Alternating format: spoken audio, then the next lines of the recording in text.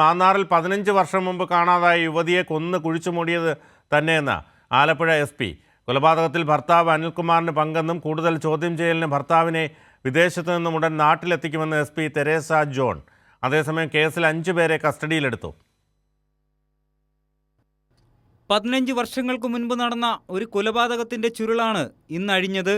അമ്പലപ്പുഴ പോലീസിന് ലഭിച്ച രഹസ്യവിവരത്തിന്റെ അടിസ്ഥാനത്തിൽ ജില്ലാ പോലീസ് മേധാവിയുടെ നേരിട്ടുള്ള അന്വേഷണത്തിലാണ് 5 പേരെ കസ്റ്റഡിയിലെടുത്തത്.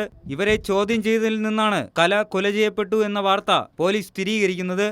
ഇങ്ങനെയൊരു സ്ത്രീ ഇവിടെ ഉണ്ടായിരുന്നുള്ളതും അവർ 2008-2009 കാലഘട്ടത്തിൽ ഇവിടുന്ന് മിസ്സിംഗ് ആണെന്നുള്ള ഒരു ഇൻഫർമേഷൻ ലഭിച്ചതിൻ്റെ പേരിലാണ് നമ്മൾ എൻക്വയറി സ്റ്റാർട്ട് ചെയ്തത്. നമ്മുടെ ഫർദറായിട്ട് ഇൻവെസ്റ്റിഗേഷൻ്റെ ഭാഗമായിട്ടും നമ്മൾ നടത്തിയ എൻക്വയറീസിൻ്റെ ഭാഗമായിട്ടും ചോദ്യം ചെയ്യലിൻ്റെ ഭാഗമായിട്ടും ഈ കല എന്ന് പറയുന്ന സ്ത്രീ മർഡർ ചെയ്യപ്പെട്ടു എന്നുള്ളതാണ് നമ്മളിപ്പോൾ വിശ്വസിക്കുന്നത്.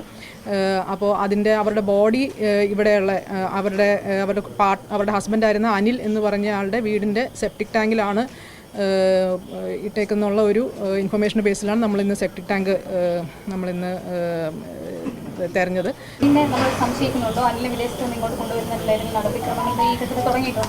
നമ്മൾ സംശയിക്കുന്നുണ്ട്. പിന്നെ അയാളെ അവിടെ നിന്ന് കൊണ്ടുവരുന്ന നടപടികൾ തുടങ്ങിയിട്ടുണ്ട്. ഇതിന്റെ ഭാഗമായി കലയുടെ ഭർത്താവ് അനിൽകുമാറിന്റെ വീട്ടിൽ പോലീസ് പരിശോധന നടത്തി തെളിവുകൾ ശേഖരിച്ചു. ഫോറൻസിക് ലാബിന്റെ റിപ്പോർട്ട് വന്നാൽ മാത്രമേ ഇത് കലയുടെ മൃതദേഹത്തിന്റെ അവശിഷ്ടമാണെന്ന് സ്ഥിരീകരിക്കാൻ കഴിയുകയുള്ളൂ. 2 ദിവസത്തിനുള്ളിൽ മെഡിക്കൽ റിപ്പോർട്ട് പോലീസിനും ലഭിക്കും. നിലവിൽ പോലീസ് കസ്റ്റഡിയിലുള്ള പ്രതികളുടെ അറസ്റ്റ് ഉടൻ രേഖപ്പെടുത്തും. അനിൽ കലയെ വിവാഹം കഴിച്ച ശേഷം വിദേശത്തേക്ക് മടങ്ങിയപ്പോൾ മറ്റൊരു പുരുഷനുമായുള്ള കലയുടെ സൗഹൃദമാണ് കൊലപാതകത്തിന് കാരണമെന്നാണ് സൂചന. കൈരളി ന്യൂസ്, ആലപ്പുഴ.